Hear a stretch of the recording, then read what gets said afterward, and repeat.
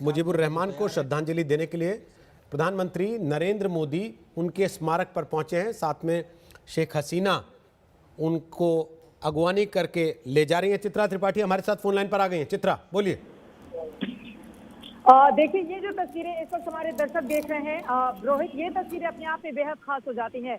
शेख मुजीबुर रहमान साहब का बांग्लादेश के लिए, यहाँ के लिए क्या योगदान रहा है, ये बताने की जरूरत नहीं है। यहाँ का हर एक नागरिक उन्हें राष्ट्रपिता के तौर पर जानता है। और प्रधानमंत्री नरेंद्र मोदी का, आपको बता दें, भारत की ओर से इतना बड़ा कोई चेहरा पहली बार वहां पर जा रहा है शेख साहब को अपनी श्रद्धांजलि, अपने श्रद्धा सुमन अर्पित करने के लिए। और आपको ये भी बताते चले, 17 मार्च 1920 को इसी गोपालगंज में, जहां पर मेरी मौजूदगी है, इस इलाके में उनका जन्म हुआ था। यहीं से अपने राजनीतिक उन्होंने आगे बढ़ाया और उसके बाद बांग्लादेश के न सिर्फ पहले राष्ट्रपति बने बल्कि उसके बाद प्रधानमंत्री भी बने। 1975 में षड्यंत्र के तहत उनकी हत्या कर दी जाती है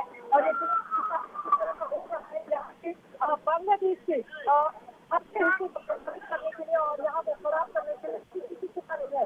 प्रधानमंत्री नरेंद्र मोदी का यहाँ जाना कल शाम के एक बड़े कार्यक्रम में पीएम ढाका में शामिल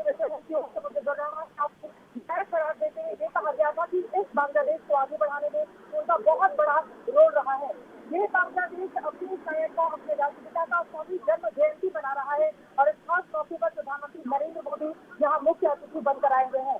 शेख हसीना को भी आपको बता दें चले कि जिस हिस्से में ये बना हुआ है वहाँ पर, वहीं पर उनकी मजार भी है, वहीं पर उनका जन्म हुआ था और वहीं पर शेख हसीना ने अभी एक नए बिल्डिंग, हालांकि जो पुराना मकान था उसकी जगह से नए बिल्डिंग बनाया गया है, जिससे शेख साहब से जुड़ी हुई उनके तमाम तस्वीरें, उनकी तमाम यादें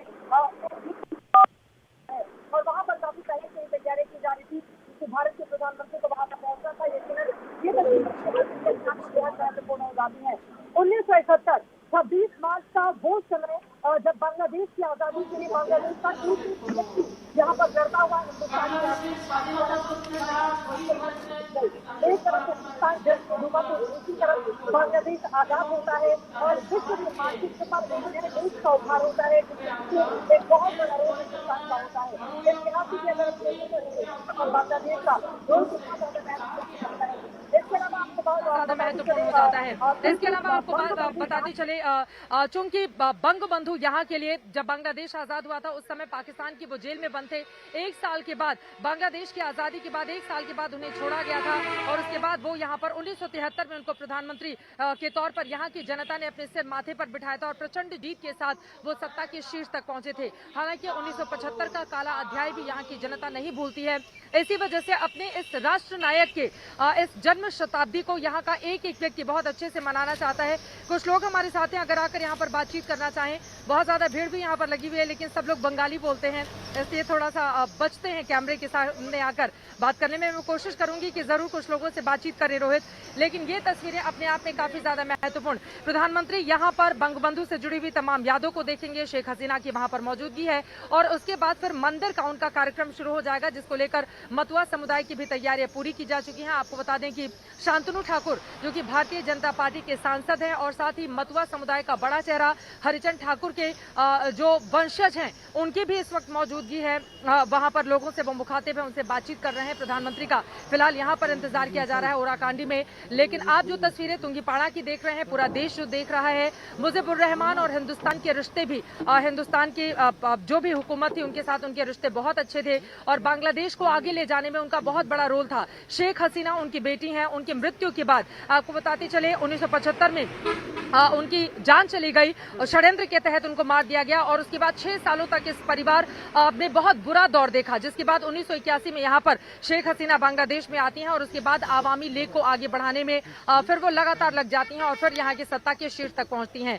तो यहाँ पर भावनात्मक तौर पर अपने इस राष्ट्रपिता से जुड़ा हुआ ये मुल्क उनकी 100वीं जयंती मना रहा है। ये राष्ट्र अपनी आजादी के 50 साल पूरे होने पर जश्न मना रहा है और ये राष्ट्र हिंदुस्तान के साथ अपने कूटनीतिक रिश्तों के 50 साल पूरे होने पर भी जश्न की तैयारियां और उसकी तस्वीरें नरेंद्र मोदी का ढाका में। मुजीबुर रहमान के स्मारक पर इस वक्त मौजूद हैं और वो उन्हें श्रद्धांजलि अर्पित कर रहे हैं। भारत बांग्लादेश के संबंधों में ये अपने आप में एक नया अध्याय। এখানে সাহিত্য সর্বকালের সর্বশ্রেষ্ঠ বাঙালি জাতির পিতা বঙ্গবন্ধু শেখ মুজিবুর রহমানের आजादी क्या होती है इस बात को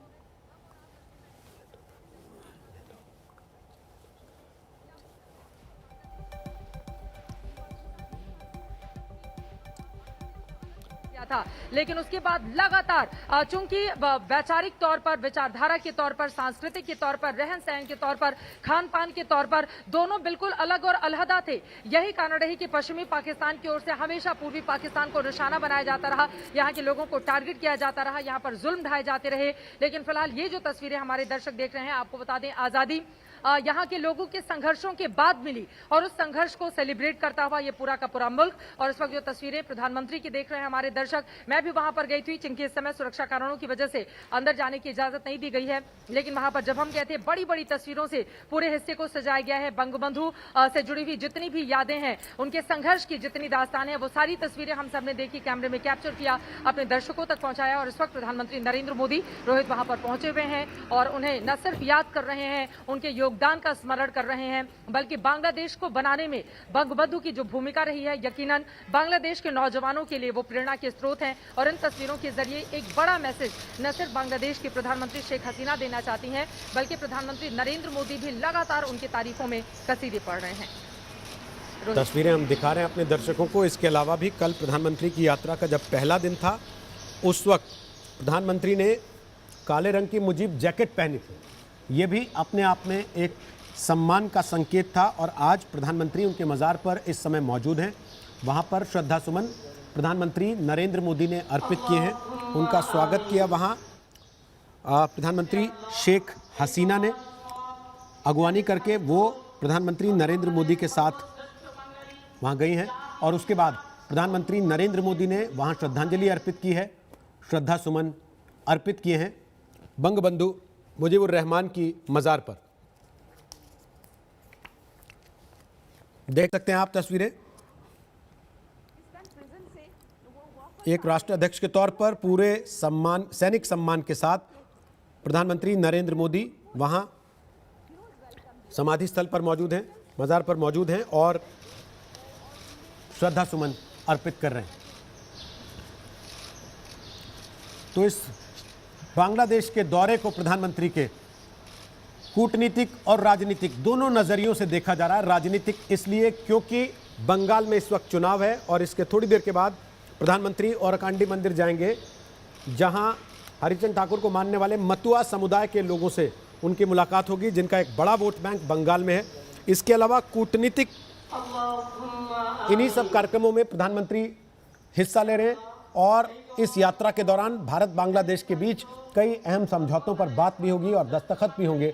लिहाजा कूटनीतिक और राजनीतिक तौर पर दोनों नजरियों से इस दौरे को बेहद अहम माना जा रहा है। क्या प्रधानमंत्री वहां पर कुछ संदेश भी लिखेंगे, इस पर भी नजर है सबकी, क्योंकि वहां पुस्तिका रखी हुई है। बहुत मुमकिन है कि पीएम वहां पर बैठे और संदेश बांग्लादेश के लिए, शेख मुजीबुर रहमान के लिए प्रधानमंत्री वहां पर लिखें। चित्रा, मेरी आवाज अगर आप तक आ रही है तो बोलिए। देखिए, गांधी शांति पुरस्कार भी हिंदुस्तान की ओर से मरणोपरांत दिया गया है शेख मुजीबुर रहमान साहब को। और यकीनन आपने जिस जैकेट का भी जिक्र किया, चूंकि प्रतीकों का बहुत ज्यादा महत्व होता है रोहित, और यही कारण रही कि कल जब एक बड़ा कार्यक्रम नेशनल डे के तौर पर मनाया जा रहा था, उस दौरान प्रधानमंत्री नरेंद्र मोदी मुजीब जैकेट पहनकर वहां पर पहुंचे हुए थे, काले रंग का। तो अपने क्लोथ्स के जरिए, अपने कपड़ों के जरिए, अपनी बातों के जरिए, इस सम्मान के जरिए जो गांधी शांति पुरस्कार उनको दिया गया है, एक बड़ा संदेश हिंदुस्तान देना चाहता है कि कैसे बांग्लादेश को लेकर भावनात्मक तौर पर हम सब जुड़े हुए हैं। और यकीनन बांग्लादेश के लोग भी उसी तरह से अपनी बातों को, कल जब मैं बात कर रही थी गौहर रिजवी साहब जो कि प्रधानमंत्री के सलाहकार हैं शेख हसीना जी के, उनसे जब मेरी बातचीत हुई तो उनकी ओर से कहा गया कि बांग्लादेश की आजादी में हिंदुस्तान की जो भूमिका रही, हम हमेशा उनके ऋणी हैं और आज इस खास मौके पर भी हम हिंदुस्तान का शुक्रिया अदा करना नहीं भूलेंगे। और इसी वजह से प्रधानमंत्री नरेंद्र मोदी का यहाँ आना हम सबके लिए बहुत मायने रखता है। हम सब जानते हैं कि कोरोना वैक्सीन की बड़ी खेप के साथ यहाँ पर प्रधानमंत्री पहुंचे हुए हैं और कोरोना वैक्सीन जो उन्होंने बांग्लादेश को मुहैया कराई थी उसको लेकर भी यहाँ के लोगों की ओर से, यहाँ की सरकार की ओर से भारत का शुक्रिया अदा किया था। फिलहाल ये तस्वीरें जो शेख मुजीबुर रहमान साहब की मजार के आसपास की हमारे दर्शक देख रहे हैं, यही वो जगह है जहां पर उनका जन्म हुआ था। 1920 में उनका जन्म हुआ था, मार्च का महीना था 17 तारीख। और आपको बताते चले कि 1975 में षड्यंत्र के तहत उनको मार दिया जाता है उनके परिवार के कुछ सदस्यों के साथ। लेकिन उसके बाद जिस तरह से राजनीति यहाँ पर बदलती है, करवट लेती है, बांग्लादेश लगातार मजबूत होता गया। और जो सपना उन्होंने इस पूर्वी हिस्से को लेकर देखा हुआ था, पूर्वी पाकिस्तान का यह हिस्सा था जब बाद में 1971 में यह आजाद होता है, उसके ठीक पहले, तो उस सपने को यहाँ के लोगों ने पूरा किया है और वही जिम्मेदारी अब यहाँ की सरकार पर भी है। देखिए 1947 के दौरान भारत और पाकिस्तान का जब बंटवारा हुआ था, उसके बाद पूर्वी पाकिस्तान और पश्चिमी पाकिस्तान में अलग अलग तरह की गृह युद्ध की स्थिति देखी जा रही थी। पश्चिमी पाकिस्तान के लोग पूर्वी पाकिस्तान के लोगों को लगातार तंग करते थे और इसी वजह से शेख साहब ने आवामी लीग नामक अपनी पार्टी बनाई थी 1950 के पहले और लगातार वो यहाँ के लोगों की आवाज को बुलंद करते रहे, जिसके बाद वो पॉपुलर होते हुए चले गए। लेकिन यही चीज पश्चिमी पाकिस्तान के हुक्मरानों को रास नहीं आती थी, इसीलिए बार बार वो शेख मुजीबुर रहमान साहब को निशाने पर लेते रहे थे। तो एक लंबा इतिहास रहा है उनके संघर्षों का, कई बार उनको जेल जाना पड़ा। बांग्लादेश की आजादी की लड़ाई के लिए उन्होंने बहुत ज्यादा संघर्ष किया और यकीनन जब आजादी मिली थी उस समय भी वो पाकिस्तान की जेल में थे, लेकिन आजादी के बाद रिहा करना पड़ा क्योंकि पाकिस्तान का क्या हश्र हिंदुस्तान की ओर से किया गया था ये पूरी दुनिया जानती है। और पाकिस्तान को दो टुकड़ों में काटकर एक नए देश का जन्म होता है बांग्लादेश, जो अब नई उम्मीदों के साथ, आपको बताते चले जीडीपी के मामले में बांग्लादेश ने एक नई लकीर खींची है। यहाँ पर विकास के पैमाने पर भी अगर हम बिल्कुल इंटीरियर अलग अलग हिस्सों में भी जाएंगे तो मैं देख पाती हूँ यहाँ पर सड़कें बहुत ज्यादा अच्छी हैं। यहाँ के लोग आगे बढ़ना चाहते हैं एक उम्मीदों के साथ और यकीनन पाकिस्तान से अलग होने के बाद तेजी से तरक्की करता हुआ ये मुल्क यहाँ पर दिखाई दे रहा है। लेकिन अभी और कांडी मंदिर में भी पीएम को जाना है और वो कार्यक्रम भी अपने आप में बेहद अहम प्रधानमंत्री का, क्योंकि उसका सीधा सीधा ताल्लुक इस वक्त चुनाव से जोड़कर देखा जा रहा है। जो चुनाव अभी चल रहा है भारत में, पश्चिम बंगाल में पहले चरण की वोटिंग हो रही है, हिंसा से अछूती नहीं रही है। 8 चरण का मतदान होना है। पहले 3 घंटे के भीतर ही राजनीतिक पार्टियों में तलवारें खिंच गई हैं कि चुनाव आयोग अपना काम ठीक से क्यों नहीं कर रहा। ब्रेक के बाद वापस लौटेंगे, इस खबर पर विस्तार से बात होगी। आप बने रहिए आज तक के साथ, लगातार कवरेज जारी है।